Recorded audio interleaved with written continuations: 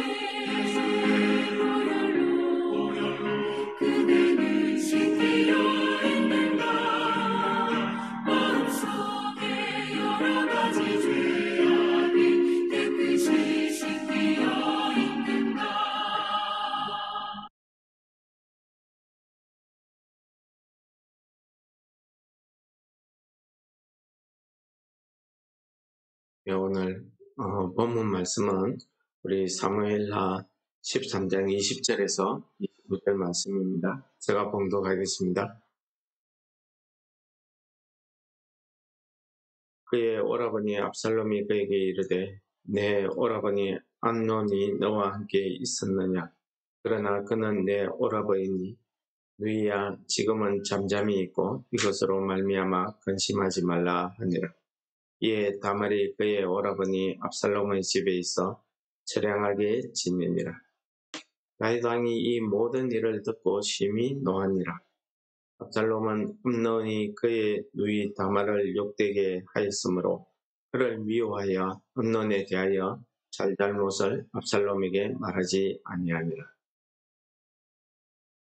만 2년 후에 에브라임 곁 바알 하솔에서 압살롬이 양털 깎는 일이 있음에 압살롬이 왕의 모든 아들을 청하고 압살롬이 왕께 나아가 말하되 이제 종에게 양털 깎는 일이 있사오니 청하건대 왕은 신하들을 데리고 당신의 종과 함께 가사이다 하니 왕이 압살롬에게 이르되 아니라 내 아들아 이제 우리가 다 갈 것 없다. 내게 누를 끼칠까 하노라 하니라. 압살롬이 그에게 간청하였으나 그가 가지 아니하고 그에게 복을 비는지라. 압살롬이 이르되 그렇게 하지 아니하시려거든 청하건대 내 형 암논이 우리와 함께 가게 하옵소서. 왕이 그에게 이르되 그가 너와 함께 갈 것이 무엇이냐 하되 압살롬이 간청하니 왕이 암논과 왕의 모든 아들을 그와 함께 그에게 보내니라. 압살롬이 이미 그의 종들에게 명령하여 이르기를 너희는 이제 암논의 마음이 술로 즐거워할 때를 자세히 보다가 내가 너희에게 암논을 치라 하거든 그를 죽이라. 두려워하지 말라. 내가 너희에게 명령한 것이 아니 너희는 담대히 용기를 내라 한지라. 압살롬의 종들이 압살롬의 명령대로 암논에게 행하며 왕의 모든 아들들이 일어나 각기 노새를 타고 도망하니라. 오늘 말씀은 중요한 부분은 압살롬의 복수하는 내용이 되겠습니다. 아버지 다윗이 암논의 한 일을 듣고 크게 화를 내었다고 이야기하고 있습니다. 그러나 크게 화를 낼 뿐이었습니다. 오늘 압살롬은 자기 누이 다말에게 그 사실 여부를 확인하고 다말에게 잠잠히 있도록 한 다음에 위로합니다. 그리고 다말에게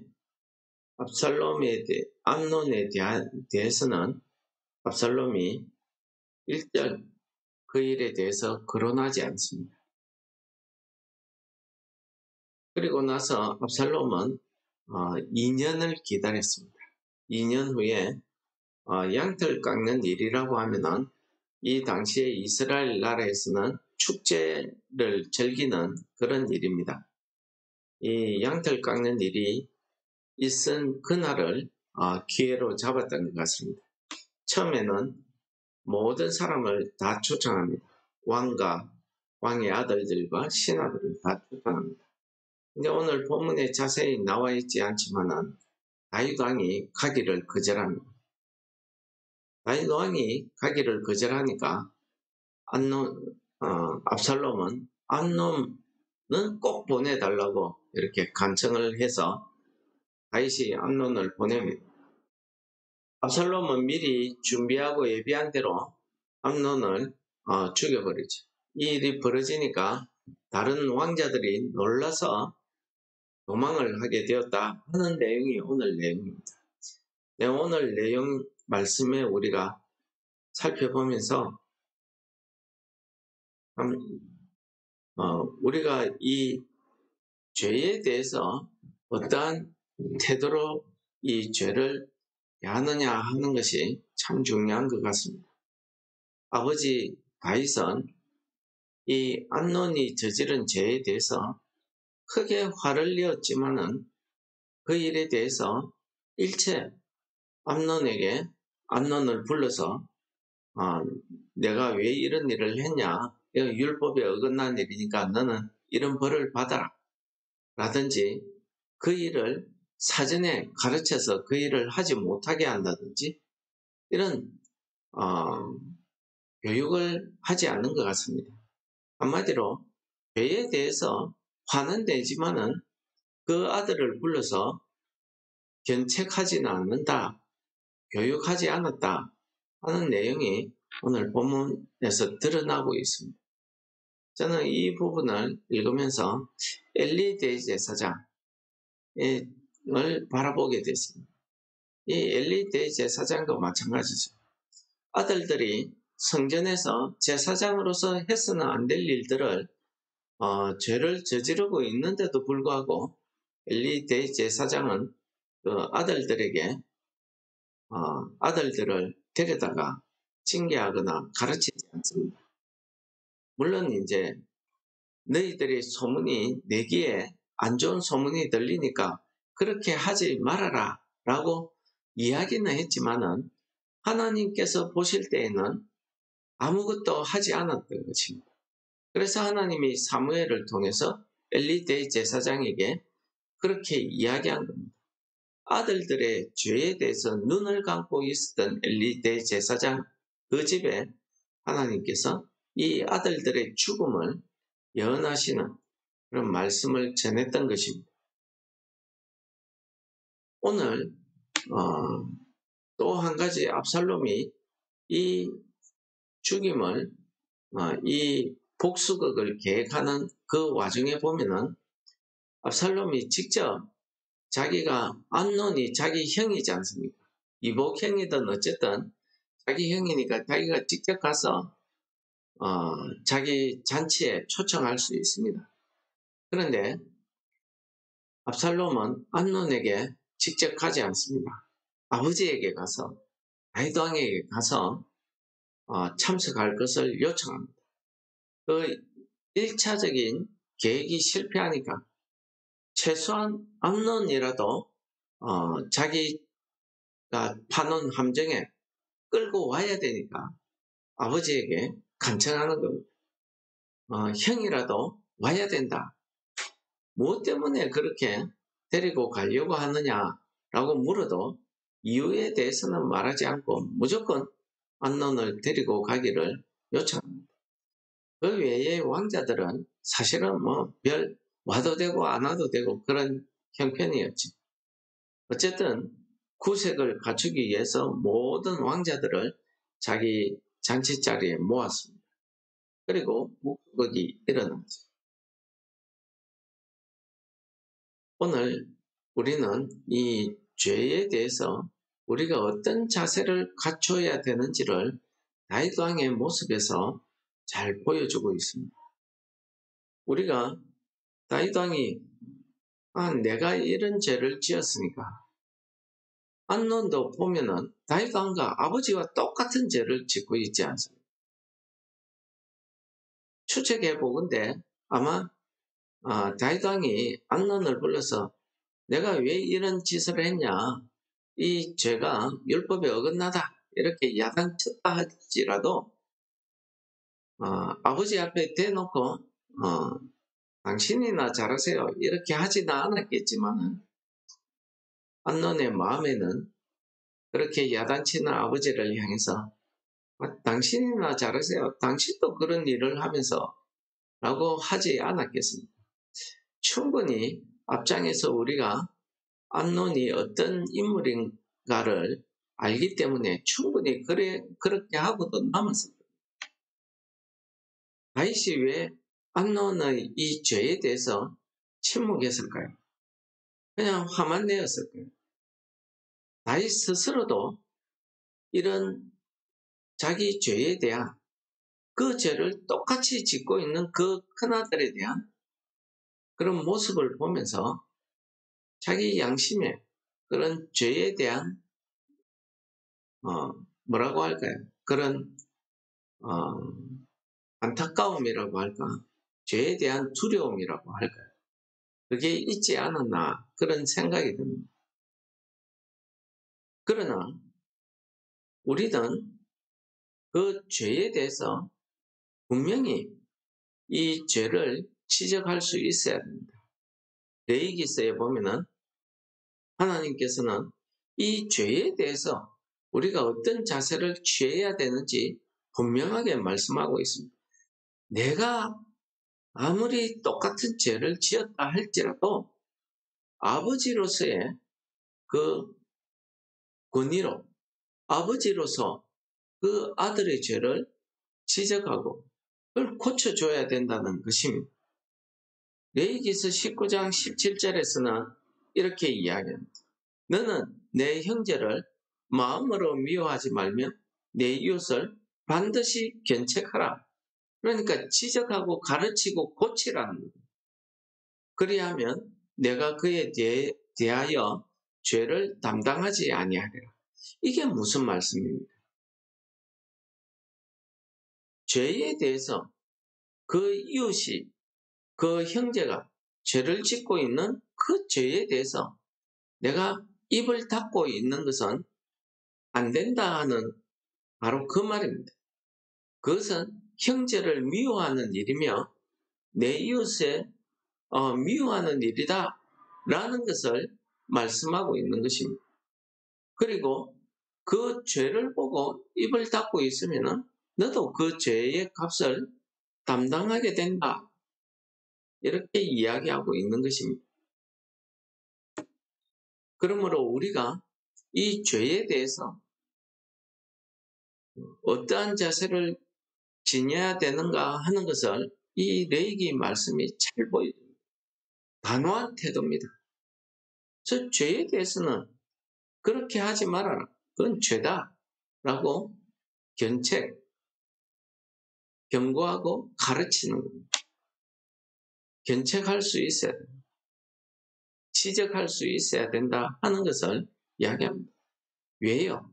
그렇게 해야 내가 그 죄에 대해서 그 죄값을 담당하지 아니할 것이다 라는 것을 말씀하고 있죠. 오늘 이 다윗 왕이 이 자기 아들 암논에 대해서 그 죄를 지적하지 않는 이 모습을 보면서 자기가 하나님 앞에 죄 사함을 받았다 하는 것에 대한 그 믿음이 확고하지 않다 하는 것을 우리가 잘 보여주는 장면이고, 또 한 가지 더 이야기하자면은 이미 그 아들들에 대해서 자기가 죄를 지었기 때문에 그를 불러서 견책하고 책망할 수 있는 아버지로서의 권위가 이미 상실되어 있는 이런 모습을 우리에게 보여줍니다. 그러나 그렇다 할지라도 레위기서에서 하시는 말씀대로 우리는 죄에 대해서는 분명하게 지적할 수 있는, 견책할 수 있는 이런 믿음을 가져야 된다. 그래야 내가 이 죄를 떨쳐버릴 수 있다 하는 것을 오늘 말씀이 잘 보여주고 있습니다. 내가 죄 사함을 받았음에도 불구하고 그 죄 사함을 받은 것에 대한 믿음이라고 할까요? 이게 없으니까 그 죄에 대해서 두려운 겁니다.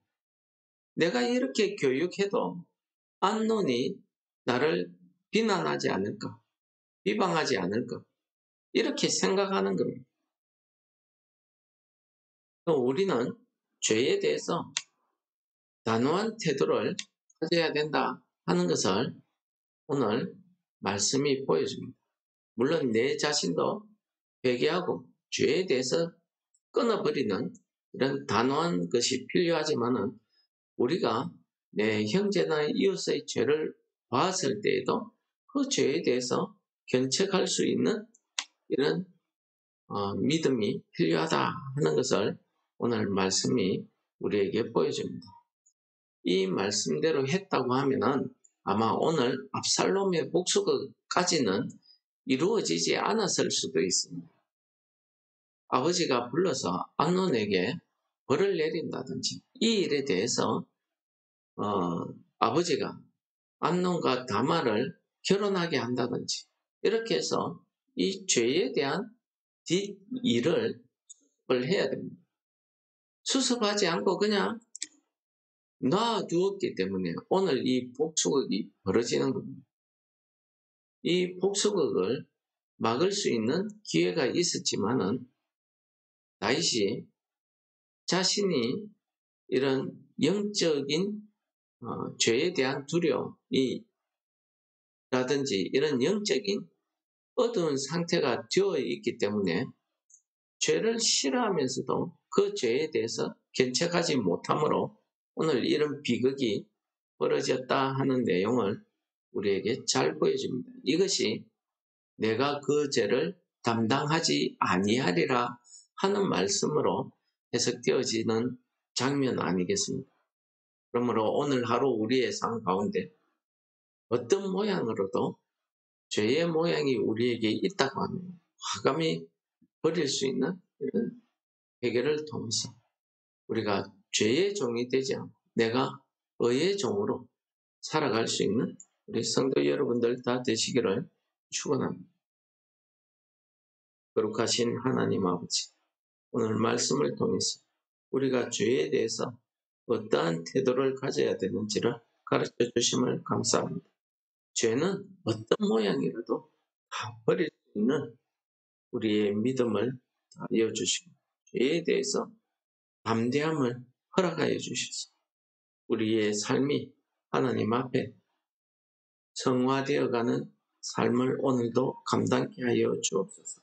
예수님 이름으로 감사 기도드립니다. 아멘. 하늘에 계신 우리 아버지여, 이름이 거룩히 여김을 받으시오.